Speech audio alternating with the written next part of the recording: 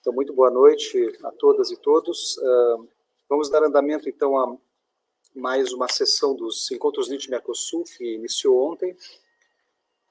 Hoje já chegaram aqui mais alguns dos nossos convidados. Pablo e André, que vieram do Uruguai, Edmilson,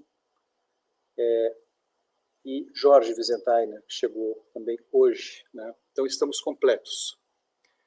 Então, nesta noite, nós temos aqui a professora Kátia Ranza, do Peru, da Pontifícia Universidade Católica do Peru.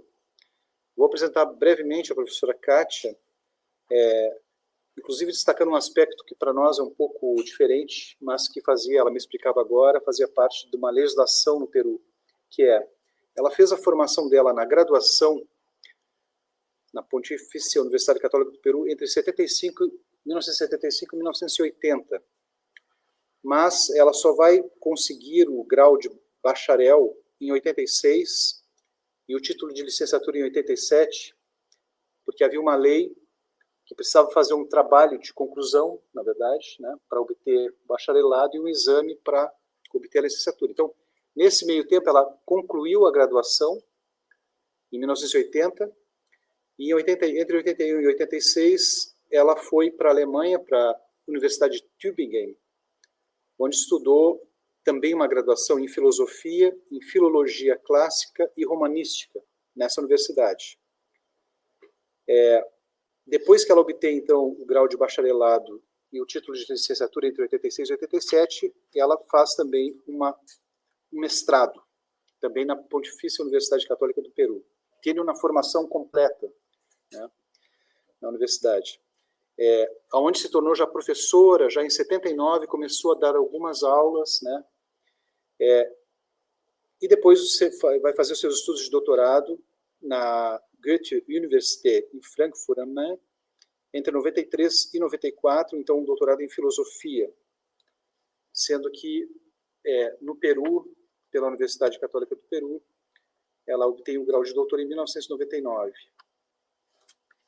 Enfim, tem uma vasta experiência profissional, currículo com muitos artigos, né? Mas eu vou destacar o mesmo que eu já destaquei no outro encontro com a Kátia, que é o nosso encontro com ela, durante os encontros Nietzsche, em 2005. Tem uma das participantes aqui presente, a professora Vânia estava lá, e juntamente com Vânia era um congresso, era o 19º congresso, 19º encontro Nietzsche, na USP. O tema era Pensar contra Nietzsche, foi um tema bem desafiador. E naquela ocasião nós entrevistamos a professora Kátia sobre a recepção de Nietzsche no Peru. Ela já conhecia bastante a história dessa recepção e no Brasil nós não trabalhávamos ainda a recepção de Nietzsche no Brasil, 2005. Nós publicamos essa entrevista, uma parte dela, em 2007, aqui na Unicinos, com a ajuda da professora Márcia Junges, que esteve conosco hoje pela manhã, nos cadernos IHU da Unicinos. Então, essa entrevista está lá, conseguimos finalmente publicá-la, uma parte, né? Eu destacaria de tantos artigos que existem, sobretudo em língua espanhola, mas este primeiro artigo com o qual eu mesmo tomei contato, da professora Kátia Ranza, que está aqui nos cadernos Nietzsche 19, de 2005, que é Distinções em torno da faculdade de distinguir o gosto na obra intermediária de Nietzsche. Foi o primeiro artigo que eu tive a oportunidade de ler da Kátia, além de ouvi-la. Então, Kátia, muito obrigado por ter vindo de tão longe, mas deu certo a viagem, e a palavra está com você.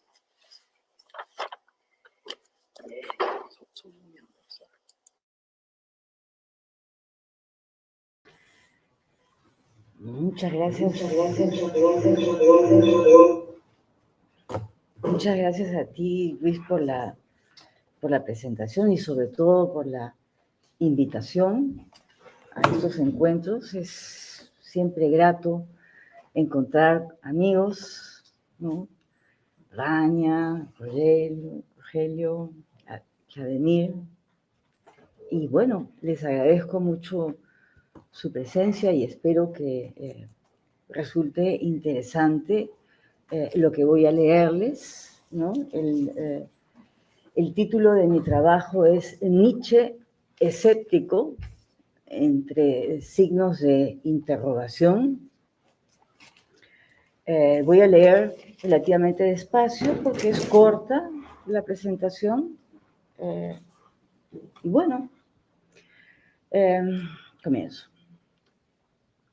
Advertía Richard Beth hace más de una veintena de años que era usual encontrar en la investigación en lengua inglesa referirse a Nietzsche como escéptico. Desde entonces, el panorama se ha diversificado en lo que concierne a las lenguas y a los ángulos bajo los cuales se considera si Nietzsche es o no un escéptico. La respuesta de Beth, entonces, fue que la posición de Nietzsche sobre el escepticismo es profundamente ambivalente. Tal conclusión puede sostenerse ante una primera dificultad. El pensamiento de Nietzsche es muchas veces escurridizo, confrontado con determinados problemas de la tradición de la filosofía. Los trata directamente, pero multiplicando enfoques, de forma que su pensamiento no se deja domesticar, cosa que intérpretes franceses de la década del 70 en adelante hicieron notar.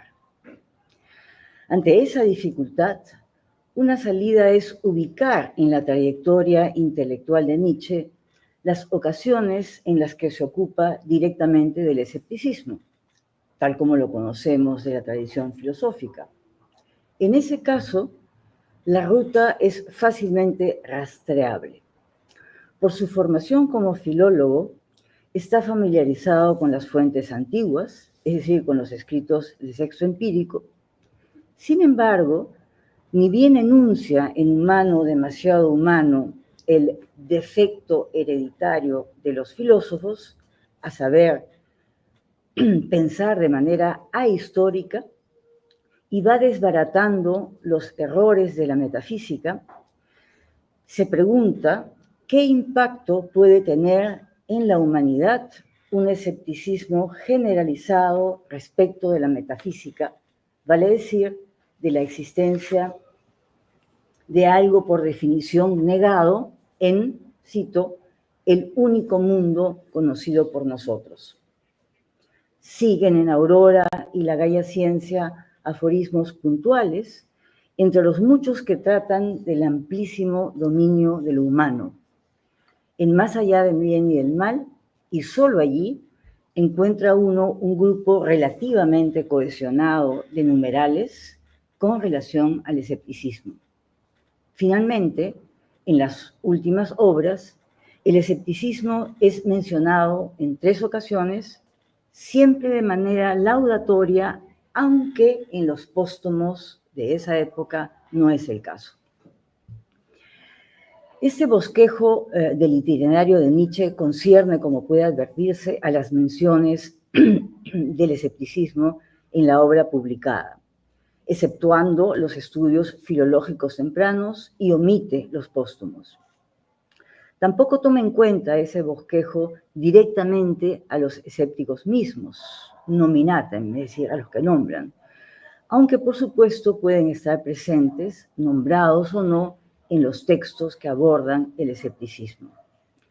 El bosquejo que presento, con todas sus deficiencias, sirve para establecer ciertos momentos clave, pero sobre todo para reparar en que los materiales que se tienen para el estudio de si Nietzsche es o no un escéptico son, dentro de todo, bastante acotados en lo que concierne al escepticismo antiguo. Pero ni bien Nietzsche empieza a leer a los modernos, Montaigne a la cabeza, y enuncia su programa del filosofar histórico, las cosas se complican enormemente. Hay determinados autores escépticos a los que Nietzsche nombra, pero abandonado su trabajo como filólogo, Nietzsche no tiene siempre la costumbre de citar, o mejor dicho, cita muy esporádicamente, de forma que tácitamente pueden estar en juego determinados argumentos o autores escépticos que no menciona. Además, su posición con relación al escepticismo pone distintos énfasis en función de una determinada conjunción de problemas, un cierto emplazamiento, si se quiere, para una cuestión a la que atiende en particular. Con tal bosquejo en mente, me propongo en una primera parte, con base en dos buenos conocedores del escepticismo antiguo y de la filosofía de Nietzsche, me refiero a Jessica Berry y a Richard Bett, me propongo abordar la relación entre Nietzsche y el escepticismo antiguo en esta primera parte. En una segunda parte, me focalizaré en la relación entre metafísica y escepticismo, tal como está planteada en el filosofar histórico de Humano demasiado humano. Como intentaré mostrar, para Nietzsche son más importantes las consecuencias valorativas que las epistemológicas que resultan del escepticismo. Pero además pesan en la obra intermedia otras fuentes que las antiguas, Emerson, Montaigne y los moralistas franceses. En ese caso, importa el ángulo psicológico que esos autores aportan respecto del escepticismo, pero también el valor de su prosa, su precisa capacidad de observación.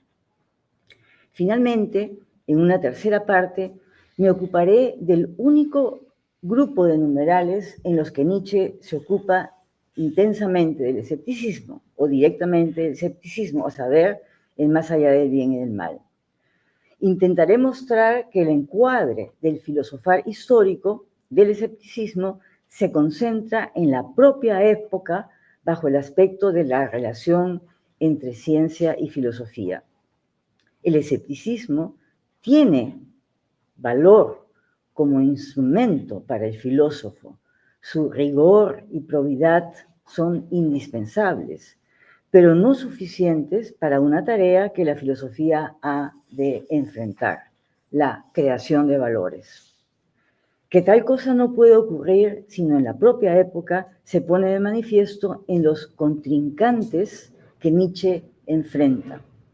Contra la despersonalización del docto o académico, o el convertir a la filosofía en teoría del conocimiento, están tanto el valor de la prosa de ciertos escépticos como su probidad intelectual. Paso entonces al primer punto. Gracias a una serie de estudios puede conocerse con precisión qué conoce Nietzsche del escepticismo antiguo. Son apuntes y trabajos de finales de 1860. Estamos ante un filólogo que conoce muy bien la historia del escepticismo antiguo y está familiarizado, claro, con los escritos de sexo empírico. Además, puesto que algunos de sus estudios se concentran en las fuentes de las vidas y opiniones de los filósofos ilustres de Diógenes Laercio, ha de conocer los capítulos que éste les dedica a Pirrón y a Timón. Pero en realidad, la única vida relatada por Diógenes y analizada por Nietzsche en su conjunto es la de Demócrito. En esos apuntes tempranos, sigue a Diógenes Laercio en el aprecio que Pirrón habría tenido por Demócrito y establece una conexión entre la apatheia y la ataraxia con el eusto. Sugiere además que Pirrón se apoya en la epistemología y la ética de Demócrito. El libro de Jessica Berry es sin duda alguna el de más largo aliento sobre Nietzsche y la tradición escéptica de la antigüedad. Berry propone que Nietzsche es escéptico porque toma el pirronismo, la forma de escepticismo originada en la Grecia antigua, como un modelo para comprender su propio proyecto filosófico. Berry pone énfasis en la famosa especificación de sexo empírico del escéptico. Es alguien que busca el conocimiento o la verdad, y eso lo distingue del dogmático que cree haberlos encontrado o del académico que sostiene que no se pueden encontrar. Para Berry, la que deu um problema na página. Vou ter que reiniciar.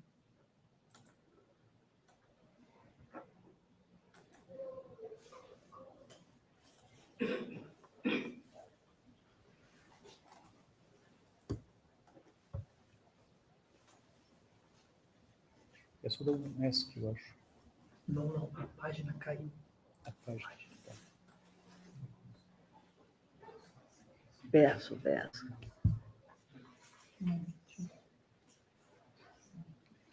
La técnica moderna. Sim.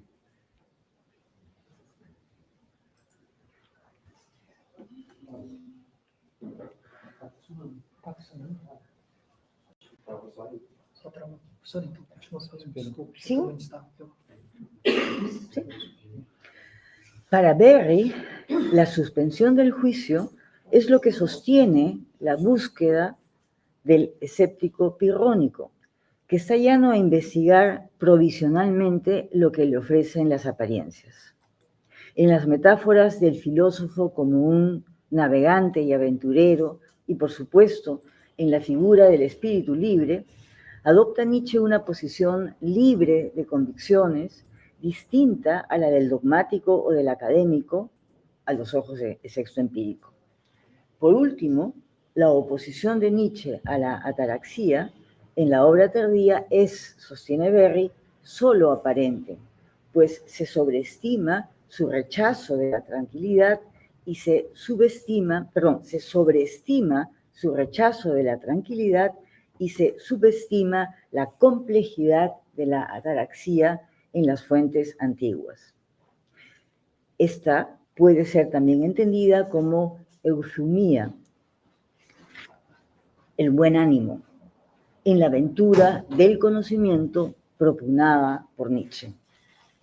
El importante y esclarecedor libro de Berry concluye en que el proyecto nietzscheano es puramente descriptivo, no prescriptivo o normativo, puesto que Nietzsche no tiene, según Berry, una teoría sobre la moralidad, una semántica de la verdad, una ontología o epistemología. Una dificultad de la interpretación de Berry del proyecto filosófico de Nietzsche es que no calza con el filósofo legislador, tal como lo encontramos específicamente en Más allá del bien y del mal, pero que también es palpable en sus escritos tardíos. Piénsese, por ejemplo, en El Anticristo, o en El crepúsculo de los ídolos, o incluso en Exe Homo. En menor medida en la genealogía de la moral. El caso Wagner y Nietzsche contra Wagner, en cambio, difícilmente, me parece, encajan en el encuadre del filósofo legislador. Son, por decirlo así, demasiado desenfadados. Tendríamos aquí al filósofo que ríe, pero que ciertamente no calla, como Pirrón, sino que dice muchas cosas. A la luz de esos libros, es como si Nietzsche fuese, cuando menos, inconsecuente, descriptivo en ciertas ocasiones, prescriptivo en otras. Richard Betts, en cambio, ha planteado recientemente una pregunta más específica. ¿Ecos de Sexto en Nietzsche? Desdobla esa pregunta en dos problemas. Si es plausible que Nietzsche haya sido influenciado por Sexto, y si éste y Nietzsche pueden ser vistos como aliados filosóficos. Beth responde a lo primero que no, y a lo segundo que sí. Las razones son las siguientes. Aunque Nietzsche, por su formación como filólogo, conoce bien a Sexto, no parece interesarle su filosofía. Son aliados, sin embargo, porque la aprobación cualificada que Nietzsche hace del conocimiento es consistente con la estrategia de Sexto de seguir las apariencias. Es más, el conocimiento perspectivístico que Nietzsche propugna se ubica en el mismo territorio que las Technai que Sexto como escéptico practica. Yo creo que guarda razón Beth cuando explica que Nietzsche no presta atención a Sexto como filósofo. No es solo que Nietzsche no muestre por Sexto el interés palpable que manifiesta por otros filósofos, digamos Platón, Montaigne, Kant, Schopenhauer. Es claro que la filosofía de Nietzsche sería impensable sin estos autores, pero Beth aduce razones más específicas. Cuando Nietzsche abandona su profesión como filólogo, su trabajo ya no se caracteriza precisamente por el análisis detallado de los textos de otros, aunque por supuesto puede haber excepciones. Es más, dice Beth, en la obra publicada, aunque no indique las fuentes, puede reconocerse qué libros tiene Nietzsche en mente. Beth ofrece dos ejemplos. Cuando en Más allá del bien y del mal reprocha a los estoicos su vivir según la naturaleza, tiene en cuenta las distintas formulaciones del telos atribuidas a Zenón, Cleantes y Crisipo, como están en los resúmenes de la Ética estoica en Diógenes Laercio o Estobedo. O cuando compara a Platón con Tucídides, ensalzando la cultura de los sofistas y observando que debió ser una muy inmoral, pues la combate en Platón y todas las escuelas socráticas, inmediatamente se piensa en el Calícles del Gorgias o el Trasímaco de la República. En cambio, los escritos mismos de Sexto parecen estar ausentes en la batería de fuentes de las que Nietzsche dispone. Ello se condice con el hecho de que Sexto, fuera de los trabajos filológicos tempranos de Nietzsche, no es mencionado ni una sola vez, ni en la obra publicada, ni en los póstumos. Beth coincide en muchos aspectos con la lectura que hace Berry. Así, cuando en la genealogía de la moral, Nietzsche sostiene que, cito, existe únicamente un ver perspectivista, un conocer perspectivista, hasta ahí la cita, Beth percibe un eco de los 10 modos atribuidos por Sexto a Enesidemo. Explica que lo principal de los modos es que en el lenguaje de Nietzsche no tenemos un punto de vista libre de perspectivas. La idea, en cambio, expuesta en Más allá del bien y del mal, de que toda gran filosofía es una autoconfesión y una especie de memoir no queridas y no advertidas, estoy citando a Nietzsche, es decir, que todo un sistema de creencias pueda reposar en instancias evaluativas, es, observa Beth, típicamente moderna y resultaría extraña a Sexto. Pero además hay algo muy importante que comparten. Según Beth, piensan que los estudios académicos y científicos sí aportan conocimiento, pero no, como se expresa Nietzsche en Humano, demasiado humano, de las cosas últimas, vale decir, de aquello a lo que la metafísica aspira. Paso al segundo punto. Nietzsche aprueba, en mi opinión, cierto conocimiento y desestima otras pretensiones de conocimiento.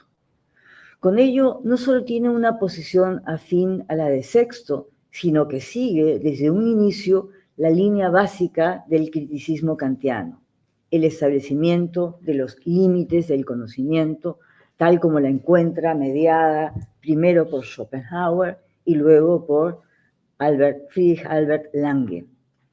En esa línea se trata de combatir el escepticismo de orden epistemológico, que es uno de los objetivos principales de la filosofía kantiana. En efecto, en términos modernos, el escepticismo se entiende como una posición que pone en cuestión los fundamentos del conocimiento. Sin embargo, la posición escéptica también puede adoptar otras formas, ser agnóstica en materia de religión o muy cauta en asuntos sustentados en opiniones. Esos otros modos no epistemológicos de las posiciones escépticas son muy importantes, me parece, desde Humano, demasiado humano en adelante. La tesis principal de ese libro es que la filosofía debe tener como aliadas a disciplinas que aporten conocimientos, principalmente la historia y la psicología, como la entiende Nietzsche, aunque no exclusivamente esas ciencias. En ese sentido, otra línea del escepticismo moderno resulta fundamental para Nietzsche. Me refiero a Montaigne y a los moralistas franceses, La Rochefoucauld, La Bruyère, Fontenelle, Baudenard, Chamfort. Ellos son importantes, según Nietzsche, entre otras razones, y cito, por su luminosidad y delicada precisión. Helligkeit und zierliche Bestimmtheit. Y porque sus libros, cito nuevamente a Nietzsche, contienen más pensamientos reales que todos los libros de los filósofos alemanes juntos. Pensamientos de esa clase que genera pensamientos. Hasta ahí la cita de Nietzsche. El trabajo modesto, así lo llama Nietzsche, de la observación psicológica, cultivada por esos autores y cuyo, cito nuevamente, arte de pulir máximas, solo puede apreciarlo quien ha competido para conseguirlo, hasta ahí Nietzsche, se potencia con el conocimiento histórico. Nietzsche se refiere a la vieja patria de la máxima moralista como distintiva de la precisa observación psicológica y que gana amplitud y profundidad unida a algo que ni los antiguos ni esos modernos que Nietzsche aprecia, franceses fundamentalmente, que ellos no podían tener, el saber histórico. La psicología hace pensar sobre el hombre, también la historia y todos los conocimientos que a lo largo del siglo XIX están formando a las ciencias humanas y sociales. Sin embargo, todo ese cúmulo de conocimientos es estéril sin una mínima consideración de su valor. Es lo que plantea Nietzsche, en mi opinión. Pero una cosa distinta ocurre con las máximas y las sentencias. Estamos ante reflexiones y observaciones cuyo impacto en nosotros es ya un índice de su valor.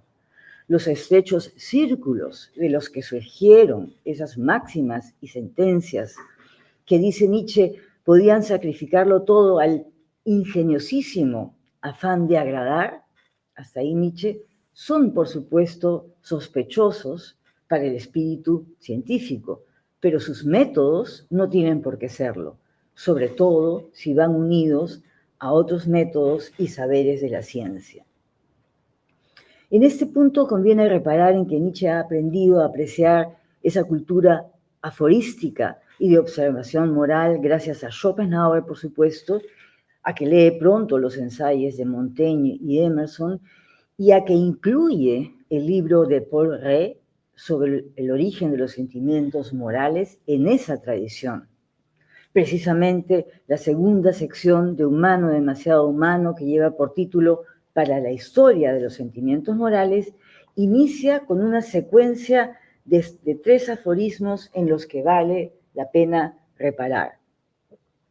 El primero lleva por título Ventajas de la observación psicológica.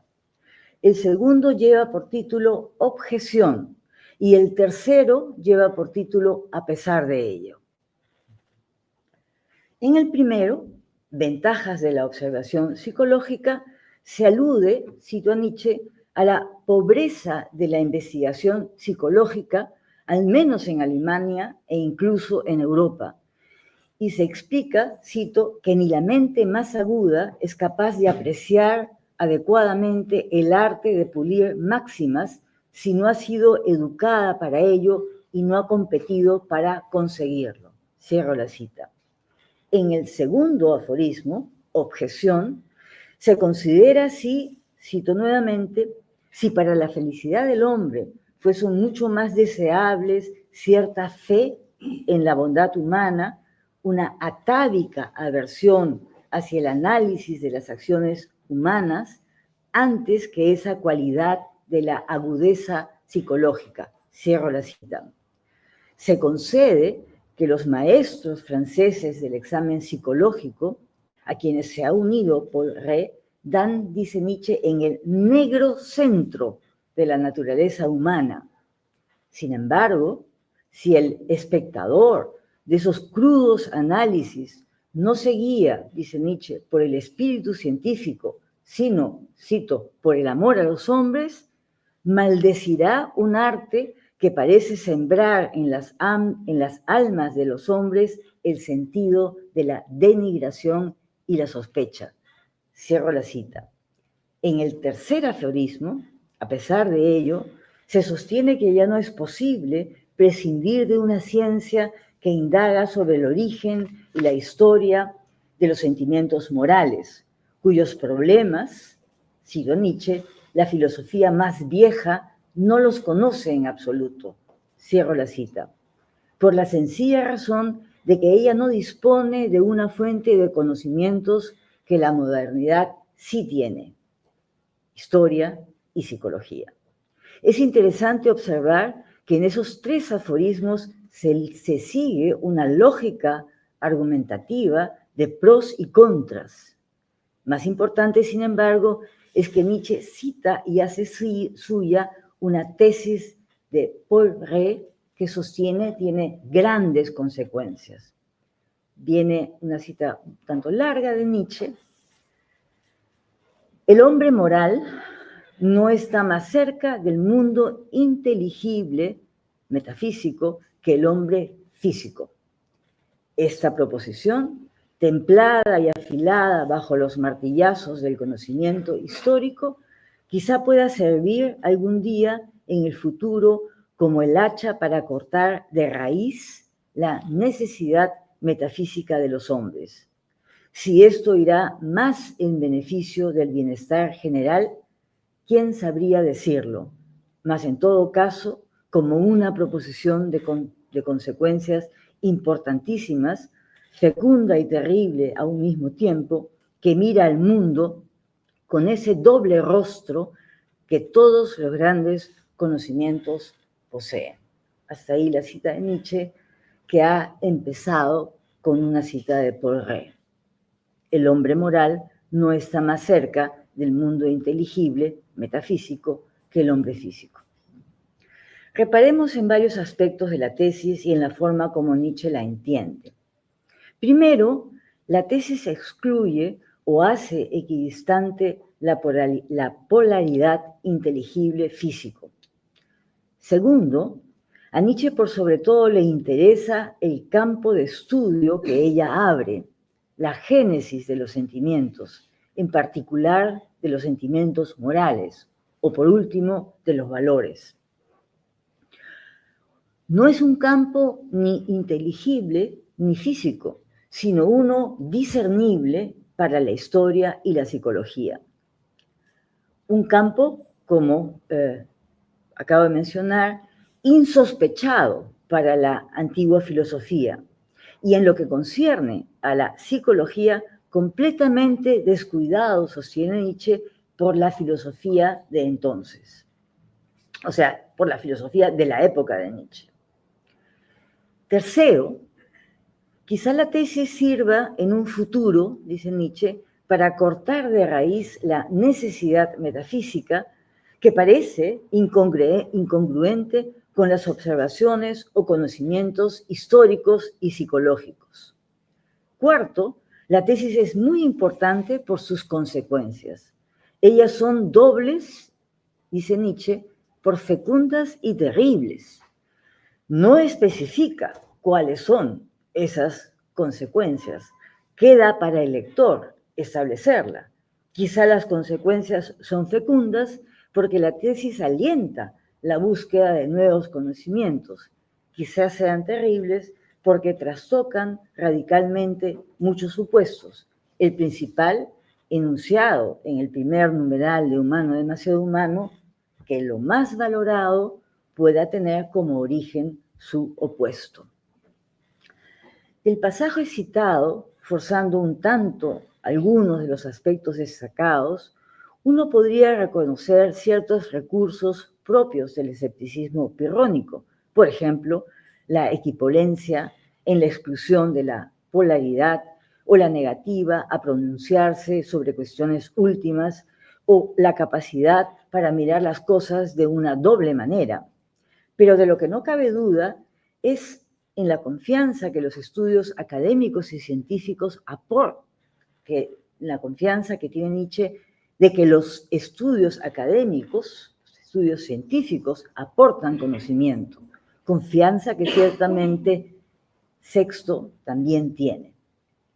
Pero si Beth guarda razón y Nietzsche no se interesa en Sexto como filósofo, cabe que Montaigne sí sea el filósofo que estime por escéptico, porque, cito a Nietzsche, es un punto culminante de honestidad. Y porque, cito nuevamente a Nietzsche, está a la cabeza de los maestros de la observación psicológica. A juicio de Brenda Donnellan, ante todo, es primordial el cultivo de uno mismo que Nietzsche aprecia en Montaigne y que lo destaca como un personaje fundamental en la historia de la cultura. Su influencia es decisiva en la escritura y el pensamiento de Nietzsche, puesto que cumple distintos roles, y cito ahora a Donnellan. Montaigne es una de las grandes figuras del Renacimiento, es un modelo de vida contemplativa, es un escéptico radical, es un escritor con una capacidad sin precedentes para revelarse a sí mismo con una franqueza confesional, y por último, es un excelente modelo de la cultura aristocrática francesa, con la que Nietzsche contrasta frecuentemente con la grosería de los alemanes de la época de Montaigne y con el atraso de los alemanes contemporáneos en el área de la investigación psicológica. Esa era la cita de Donnellan. Pero Donnellan además llama la atención sobre un aforismo con el que concluye opiniones y sentencias varias, que lleva por título Viaje al Hades.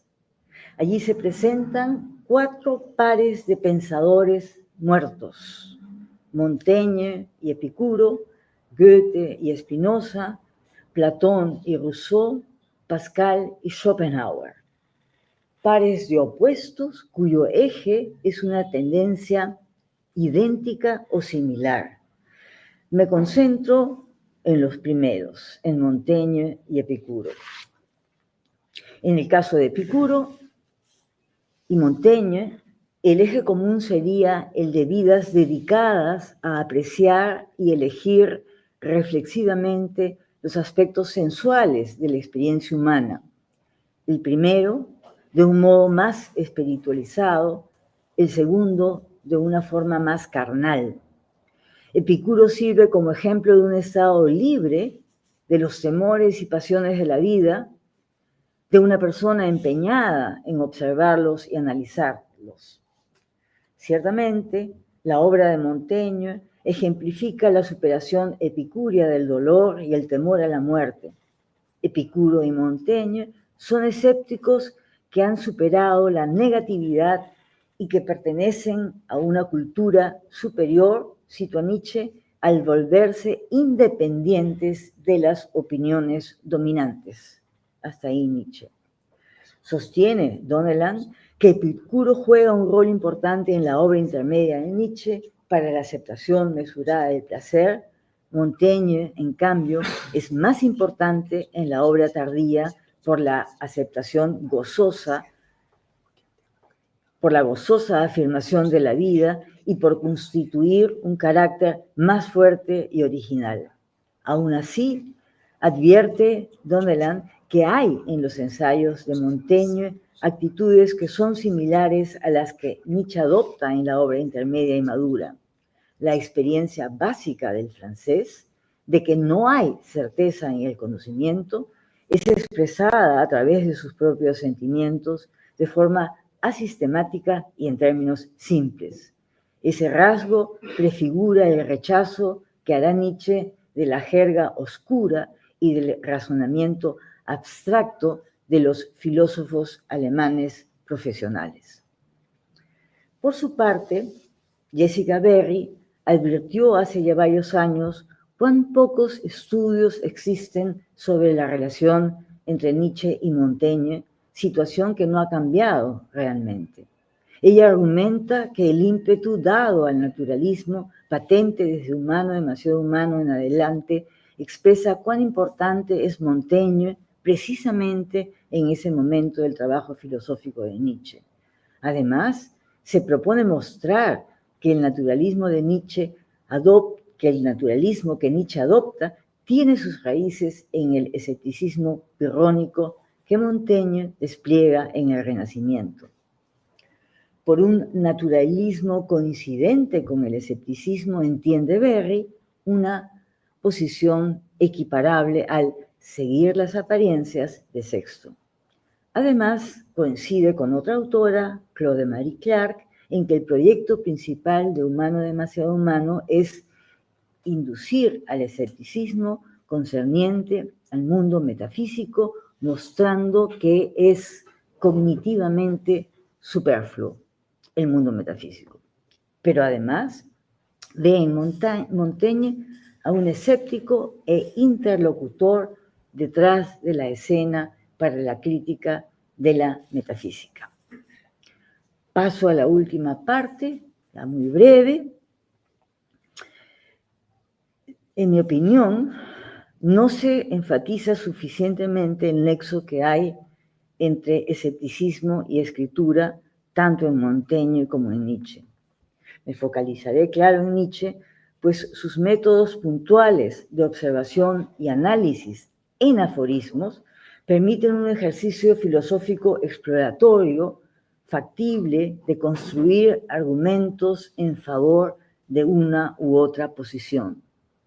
Humano demasiado humano, en sus dos grandes partes, es un libro en aforismos, y es precisamente allí donde se anuncia el filosofar histórico.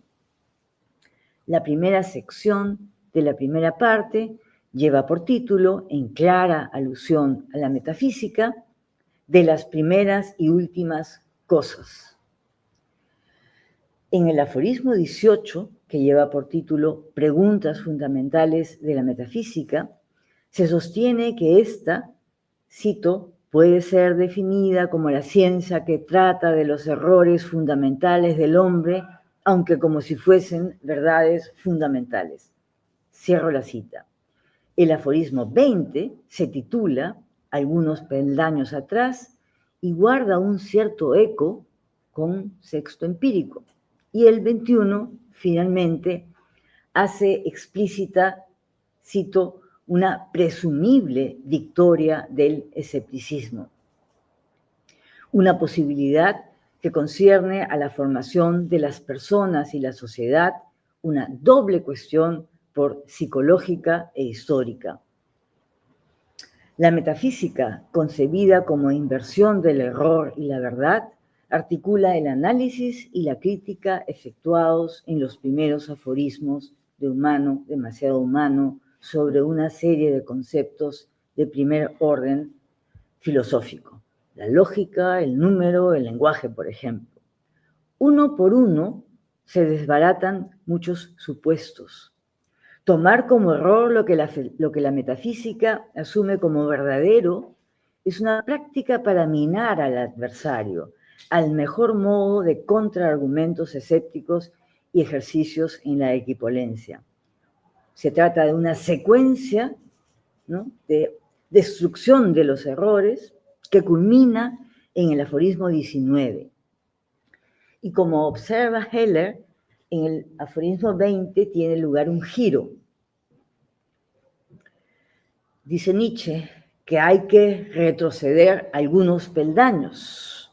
Eso significa que habida cuenta de que la metafísica carga consigo errores, una cultura superior la supera al comprender, cito Nietzsche, su justificación histórica así como psicológica. Sin embargo, eso no basta. También sostiene Nietzsche que es preciso reconocer, cito, que el mayor avance de la humanidad proviene de allí, de la metafísica, y en consecuencia, dar unos pasos atrás es necesario para sostenerse en el único mundo que conocemos. Quienes no dan esos pasos atrás solo llegan, sostiene Nietzsche, cito, a la meta negativa, que toda metafísica positiva es un error. Y entonces, ahí acabó la cita, y entonces tal meta es perfectamente estéril. El numeral siguiente, sobre la presunta victoria del escepticismo, pone énfasis en el cultivo o formación de la humanidad. Dice Nietzsche, supuesto el punto de vista escéptico, a saber que no hubiera ningún mundo metafísico, se impone una pregunta. ¿Qué consecuencias tendría esa actitud, Gesinnung, para la sociedad humana? No importa si puede demostrarse o no que tal mundo exista. Ello es irrelevante, pues solo podemos atenernos al único mundo conocido por nosotros. Desconfiar de la metafísica, porque sus verdades son errores, como recurso metódico a lo largo de los 20 aforismos antes de tratar la presunta victoria del escepticismo, tiene las mismas consecuencias que como si se hubiera refutado la existencia del mundo en que ella se sostiene. Advirtamos que Nietzsche construye con aforismos un argumento respecto de la metafísica y su superación.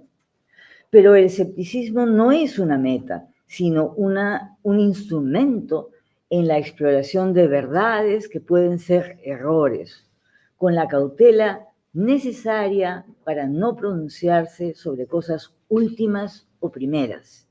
Y sin embargo, el foco de atención ha de ser axiológico, relativo a la formación de la humanidad.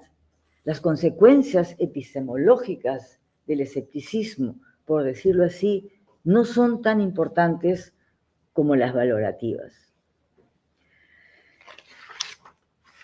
Estoy a punto de terminar. Robert Pippin ha sostenido que el trabajo filosófico de Nietzsche no se focaliza en cuestiones metafísicas o en métodos a priori de la filosofía tradicional. En el fondo, sostiene, el trabajo de Nietzsche constituye una suerte de psicología interpretativa. Patrick Watling ha puesto énfasis en por qué Nietzsche sostiene, más adelante, más allá del bien y el mal, que la psicología ha de ser reconocida nuevamente como señora de las ciencias, pues conduce a los problemas fundamentales. Una psicología más allá del bien y del mal, esto es, al margen de prejuicios y temores morales, implica, así lo dice en Más allá del bien y del mal, concebirla como morfología y como teoría de la evolución de la voluntad de poder. Que Nietzsche pueda ser escéptico respecto de una tesis que él mismo propone, es obvio, me parece a mí, en el numeral 36, el famoso numeral de ese libro. Para que la noción de voluntad de poder cobre sentido, hay que conceder una serie de supuestos en una argumentación rigurosa y precisa, pero también sumamente irónica, sumamente cuestionadora de los propios argumentos. Pero, en cambio, si consideramos cómo Nietzsche, en ese libro, Más allá del bien y del mal, se pronuncia sobre el escepticismo, encontraremos que habla a favor de él en tanto rigurosa herramienta crítica, pero que no es suficiente para una tarea que se exige del filósofo, a saber, que cree valores. Por eso, el filósofo no se confunde con el docto, cuya renuncia del espíritu a sí mismo y despersonalización son, para Nietzsche, deplorables. Un magnífico ejemplo y contraejemplo, respectivamente, es Montaigne, el escéptico. Muchas gracias por su atención.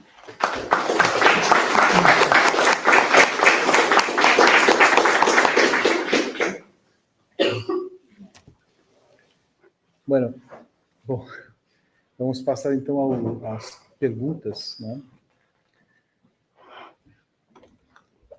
Também vou tomar um pouco d'água enquanto vocês pensam. Gelson. Eu vou virar e você pode fazer daí, tá? Vamos ver se a gente te vê aí. Aí. Muchas gracias, Katia, por su conferencia muy interesante, muy brillante. En varios puntos me toca especialmente porque me interesa mucho este periodo ahí de estas obras de Nietzsche. Y mi pregunta es muy simple, muy simple. ¿Qué piensa usted de la clasificación de este periodo como del escepticismo? Porque en general se dice esto de Nietzsche. Y en la pregunta que parece ingenua, te pregunto también el lugar de la ciencia y esta insistencia de Nietzsche en estos libros de hablar sobre los errores de la razón. O sea, una insistencia que a veces es un poco contraria a la perspectiva del escepticismo. O sea, ¿qué piensa usted sobre este conjunto de trabajo que tiene la ciencia como un instrumento de crítica a la metafísica?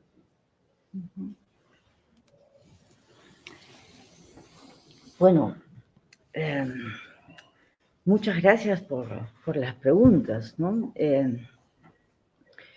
Yo creo que sí, ese periodo en el que me he focalizado, ¿no? Que es el de la obra intermedia, porque, insisto, es muy importante esa secuencia de crítica de los errores, ¿no? Y la conclusión que el propio Nietzsche saca, ¿no? Lo que estoy haciendo es un ejercicio escéptico, ¿no? Yo creo que Nietzsche está allí trabajando, ¿no? Consecuentemente, una exploración sirviéndose de muchas fuentes, de muchos estudios, de muchas, inclusive de las ciencias naturales, ¿no? Está haciendo un ejercicio, ¿no? De crítica para encontrar argumentos contra posiciones que aparentemente al comienzo sostuvo, pero respecto de las cuales yo no estoy tan convencida de que finalmente hayan sido su punto de vista fundamental. Yo creo que el primer periodo, ¿no? de la metafísica del artista es muy sugerente, pero Nietzsche es consciente que está haciendo un enfoque estético y que, claro, la filosofía de Schopenhauer le sirve para hacer esa gran especulación sobre una renovación de la cultura o las tesis a propósito de la tragedia, pero Nietzsche me parece que es claro en la primera época que El nacimiento de la tragedia es un libro escrito para artistas y no para científicos. Entonces, tu pregunta va más bien al segundo momento. El segundo momento es como si Nietzsche estuviese buscando de todas partes argumentos en el amplísimo espectro del humano, porque es muy ambicioso el título, humano, demasiado humano, ¿no? Estuviese encontrando puntos de vista que no necesariamente son congruentes entre sí, sino que está afilando la escritura aforística como la aprecia de estos autores franceses, la exploración psicológica, ¿no? Por eso es que es muy particular que incluya a Ré en la tradición de los moralistas franceses, ¿no? Entonces, yo no veo tantas, ¿cómo te puedo decir? Veo que Nietzsche recurre a los conocimientos de su época, pero le importa mucho esto que he tratado de enfatizar, que es el aforismo permite un cierto tipo de observación, ¿no? Puntual, que no necesariamente tiene que ser consecuente con tesis finales. El propósito final para Nietzsche sí está claro, ¿no? Desbaratar a la metafísica, pero sobre todo ganar cierta capacidad en la observación psicológica, en poder referirse a distintos momentos de la historia, ¿no? Y refinar ese aspecto que es el aforismo cuando se dirige al modo, o sea, al aforismo tratado por los moralistas franceses, es algo que no deja indiferente al lector, ¿no? Es algo, Nietzsche dice, ¿no? Es algo en lo que sus libros, su obra intermedia, sus libros son libros para viajeros, en donde uno mete la cabeza y saca la cabeza, pero no espera un sistema, no espera una argumentación final, no espera una tesis definitiva. Es más un camino exploratorio, como le parece que es importante que deba hacerse el trabajo filosófico, con las ventajas que da la historia y la psicología, cosa que la tradición escéptica antigua no tenía, ¿no? Y tampoco, bueno, los franceses, los moralistas franceses tampoco tenían cultura histórica, que es algo de lo que Nietzsche sí se aprecia, ¿no? No sé si he respondido a tu pregunta, ¿no? Sí. Sí. Yo estaba recordando ese elogio que hace Nietzsche, no me acuerdo si es Schopenhauer como educador, que habla de Montaigne como que después de haberlo leído, la vida es más linda de ser vivida. Impresionante, ¿no? Claro, Algo así. algo así. Y después cita otro autor, dice que uno cuando lo lee le crecen las alas o algo así. O sea, es hermoso, realmente estaba enamorado de Montaigne, Nietzsche. Pero Montaigne es un escéptico y está eso, digamos, la cuestión del principal, la frase que pone en su escritorio, qué sé yo, ¿no? Que sé, que lo marca como escéptico, pero también es epicúreo y es estoico. Es las tres cosas. Claro, claro. Y según las etapas puede ser más una cosa o la otra, pero en definitiva es las tres cosas. Y es una clase de escéptico Montaigne que dice, bueno, no podemos encontrar la verdad, pero hay que seguir buscando. Claro. Eso también es importante, ¿no? Porque no es un escéptico paralizado, que no puede... eso es un comentario. Y varias veces, esto es una cosa que va hacia otro lado, pero a mí me hace pensar, tengo que preguntarlo. Muchas veces con esta crítica que hace Nietzsche al docto, ¿no? Me he cuestionado mucho también la propia lectura que hacemos nosotros mismos de Nietzsche, porque somos doctos. ¿Cómo sería una lectura nietzscheana de Nietzsche?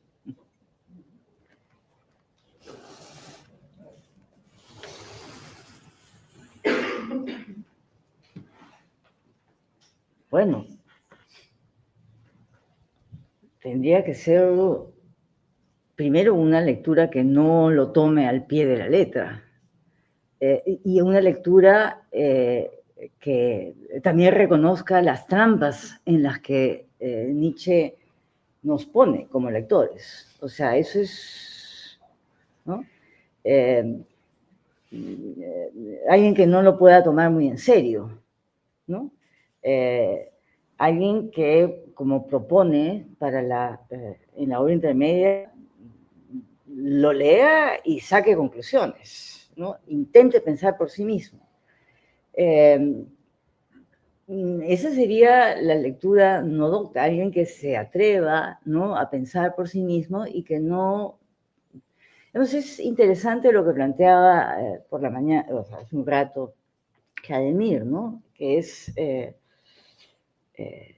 Nietzsche está frustrado por no tener discípulos. Yo no sé si está frustrado por no tener discípulos, no sé si realmente los espera. ¿Okay? Él sí, en la obra final, quiere un reconocimiento. Y ese periodo es muy importante en el sentido de que está desesperado porque no se le lee, ¿verdad? porque dice cosas terribles, ¿verdad? Y sin embargo, nadie le presta atención, ¿no? Pero hay ahí un aspecto también con relación al docto que es, creo que pasamos por alto la construcción de un autor, que es lo que hace Nietzsche, ¿ok? Mi énfasis en este aspecto de la escritura aforística, ¿no? Es porque Nietzsche, me parece que Nietzsche la toma como ejercicios de observación. Y es alguien empeñado en una escritura que sea distinta, muy distinta a lo que está planteándose como filosofía, el neokantianismo, etcétera, etcétera, ¿no? Quiere perfilarse como un autor que deja de lado la jerga abstracta de los filósofos académicos, ¿no? ¿Verdad? Y prácticamente alienta a que la escritura que cada cual ejerza sea una escritura propia. ¿Okay? Entonces, ahí hay un aspecto de la construcción de un autor, un aspecto de la creación en el siglo XIX de las disciplinas humanísticas que me parece que hay que revisar de cara a la escritura de Nietzsche. Me parece que Nietzsche está un poco en un cierto dilema, ¿no? Quiere reconocimiento, pero no quiere que... entiende que el trabajo filosófico dista mucho de esa jerga académica, ¿no? Y sobre todo, me parece, por ejemplo, la primera de las intempestivas a las que se presta poca atención David Strauss, el creyente y el escritor, ¿verdad? Es una prueba de fuego para él. Me ha dicho cómo se empeña en prestarle atención a un autor que era un bestseller, ¿no? Entonces, ahí hay una... ¿cómo se puede decir? Y además, por ejemplo, como se expresa sobre el Zaratustra, ¿no? Dice que Goethe está superado, o que tiene, ¿no? lo ondulante de Goethe, ¿verdad? O sea, Nietzsche hace un trabajo en la escritura muy importante y en términos claramente para desmarcarse de un modo de hacer filosofía que lamentablemente también es lo que solemos hacer, ¿no es cierto?, como académicos, ¿no? No sé si con eso he respondido a tu pregunta. Ahora, si hay una cosa que también me parece importante mencionar con relación a lo anterior, si uno mira Humano demasiado humano y las secciones que tiene Humano demasiado humano y las compara con Más allá del bien y del mal, ¿no? La comparación es ilustrativa en el sentido de que Nietzsche está en Más allá del bien y del mal prácticamente siguiendo la misma estructura, ¿verdad? De Humano demasiado humano, pero con una potencia mucho mayor.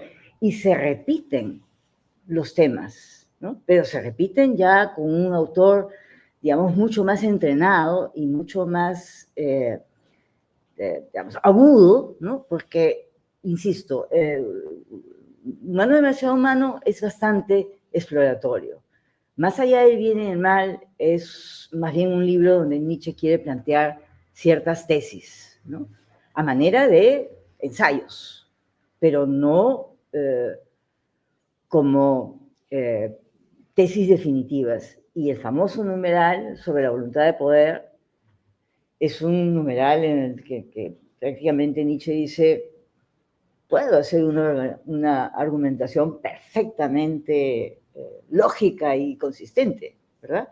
Pero termina, eso sería la voluntad de poder vista desde dentro, y eso es una ironía, o sea, eso no puede ser, ¿verdad? Pero es una secuencia impresionante, ¿no? Entonces, me parece que juega con esa tesis final que es: conocimientos últimos no puede haber, eso pasó con la aspiración metafísica. A lo sumo, lo que se puede hacer es algo relativamente modesto, en la obra intermedia, que es explorar, con ayuda de los conocimientos históricos y psicológicos, cómo se han formado los errores humanos y proponer errores menos drásticos de repente, ¿no? Pero en la ambigüedad, en la doble cara que tienen las cosas. Me parece que eso también lo pasamos por alto muchas veces, ¿no? El ejercicio escéptico de la equipolencia, del doble sentido de las cosas es algo que Nietzsche, digamos, desarrolla una y otra vez. Me parece que en ese sentido, dice, hay conocimientos ganados, pero estos nunca se van a poder tomar como conocimientos últimos y definitivos.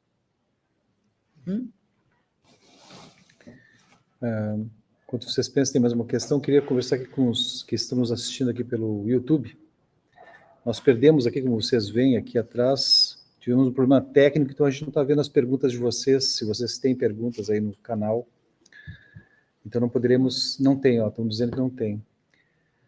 Então, mais alguma questão por aqui? Kátia? Sim.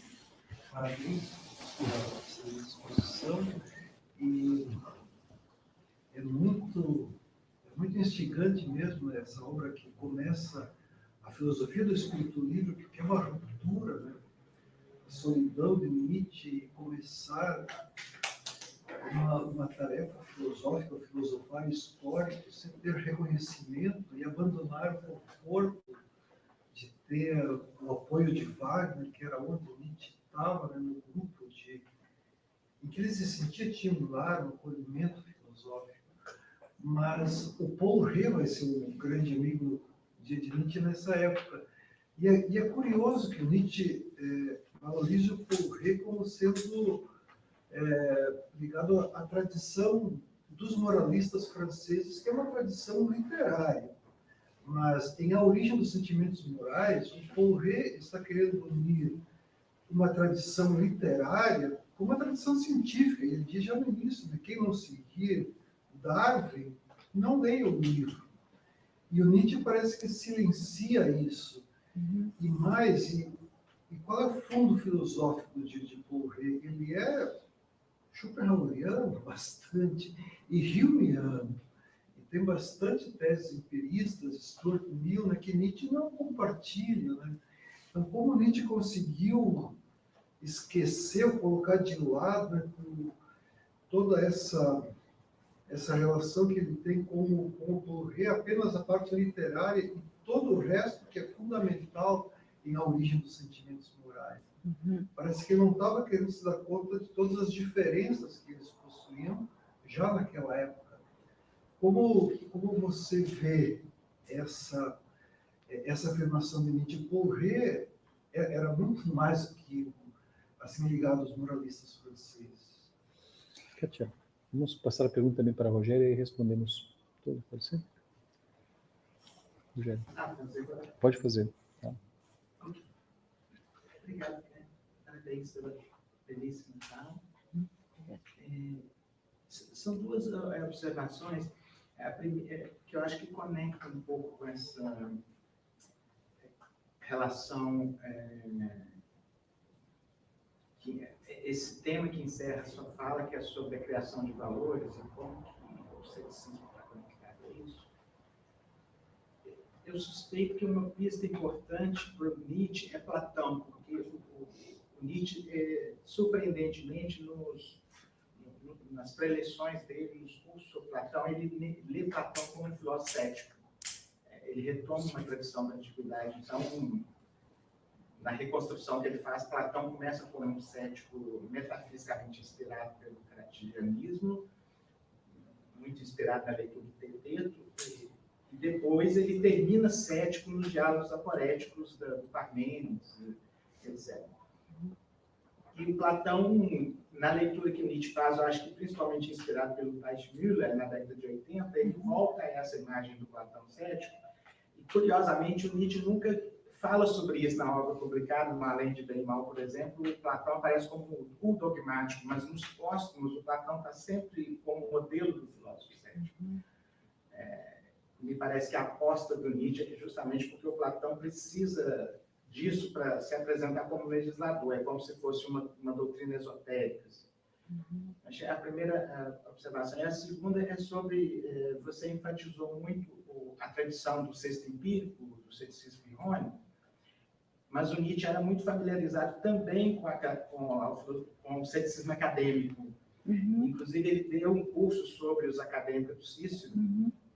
E um ponto importante no ceticismo acadêmico, em contraste com o ceticismo irônico, é que o valor fundamental não é o valor terapêutico da ataraxia, mas é o valor da preservação da integridade intelectual, que me parece que é central no Nietzsche, inclusive no projeto dessas obras do período intermediário, de tentar transformar o ceticismo numa forma de paixão, né? Vamos dizer assim, a Redlichkeit como uma espécie de Leidenschaft. Então, queria te ouvir também sobre essa possível relação.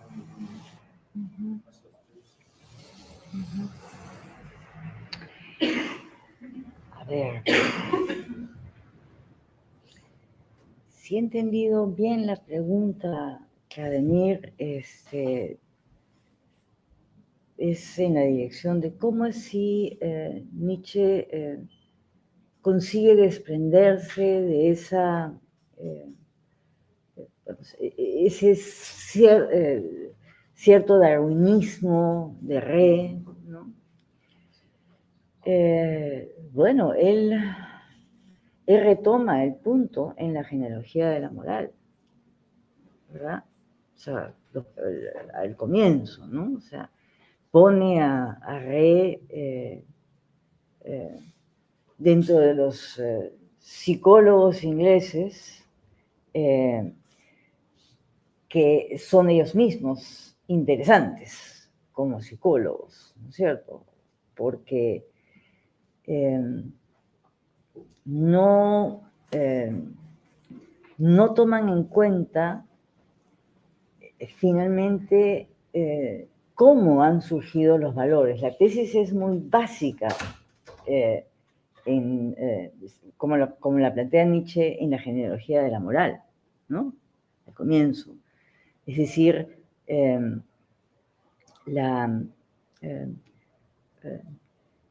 no proyectan categorías modernas en el pasado, ¿verdad? Y eso, ¿no? Ese punto, me parece, es el punto crucial, inclusive desde la época de Humano demasiado humano, en el sentido de que Nietzsche justamente está haciendo una exploración en esos libros, Humano demasiado humano, Aurora, etcétera, ¿no? Está haciendo una exploración que tenga, digamos, que sea más consecuente con la idea el hombre ha devenido y no pueden entonces plantearse tesis sobre la inmutabilidad del ser humano, ¿verdad? Entonces, me parece que ese sería el punto principal, que la falta de conciencia histórica real es la que finalmente Rey no tiene, ¿no? Hace una historia de los sentimientos morales, pero como si los sentimientos morales estuviesen apoyados finalmente en una sola estructura del sujeto. Y ese punto, que el ser humano es algo que ha devenido y que entonces en distintos momentos de la historia se concibe de forma distinta, me parece que eso es lo que es crucial para el alejamiento de Nietzsche de las tesis más bien darwinistas, utilitaristas, y el reproche, ¿no? Desde el primer, digamos, desde los comienzos de Humano demasiado humano, la falta de sentido histórico, ¿verdad? O sea, se supone que Rey está haciendo una historia de los sentimientos morales, pero lo único que Nietzsche finalmente rescata de Ré es esa tesis de que el hombre metafísico, ¿no? No está más cerca que el hombre físico, o sea que no importa si existe o no existe un mundo metafísico. No sé si me he explicado. ¿Ah? Sim, concordo, mas em um mundo demasiado humano, Nietzsche ainda não tem um método genealógico, ele está ainda muito próximo das teses utilitaristas, né?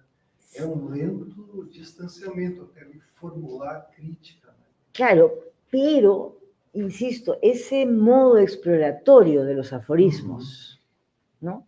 Es el que finalmente pesa. Es verdad que tiene, pero digamos, sí en la genealogía de la moral recupera ya no tesis de humano demasiado humano, sino de Aurora. Entonces, en ese énfasis, ¿no? en los prejuicios morales, ¿verdad?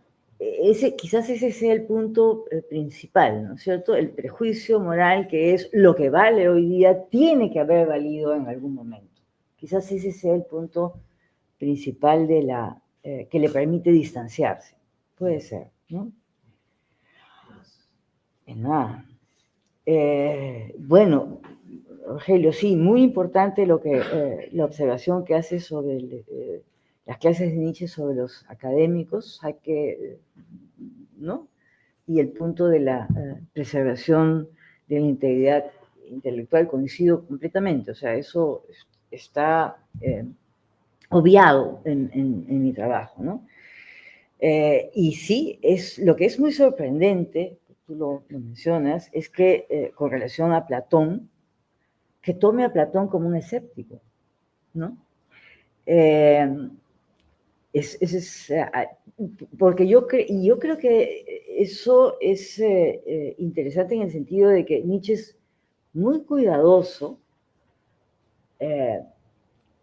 en la elección de los términos. Una cosa es cuando habla de Platón, y creo que allí sí todos los respetos posibles por el Platón legislador y por el Platón escéptico, ¿verdad? Y otra cosa es el platonismo, ¿verdad? La terminología de Nietzsche es estricta en eso.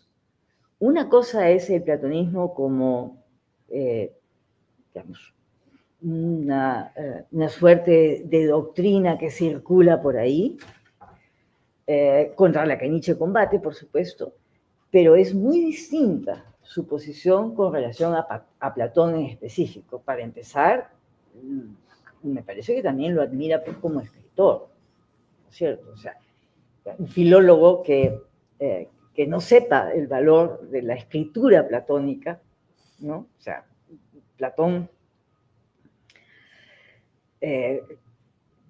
es impresionante en el sentido de que para escribir esos diálogos tiene que usar un vocabulario muy variado, proveniente de las distintas tendencias. Y yo creo que Nietzsche en ese sentido es muy perceptivo, ¿ok? Por su labor como filólogo. Y yo insisto nuevamente en que una cosa es Platón y otra cosa es el platonismo como propaganda. Y Nietzsche hace esa diferencia claramente. Después no denigra nunca a Platón, lo que critica es el platonismo, o sea, sí. Es que me parece que sí, ¿no? El platonismo lo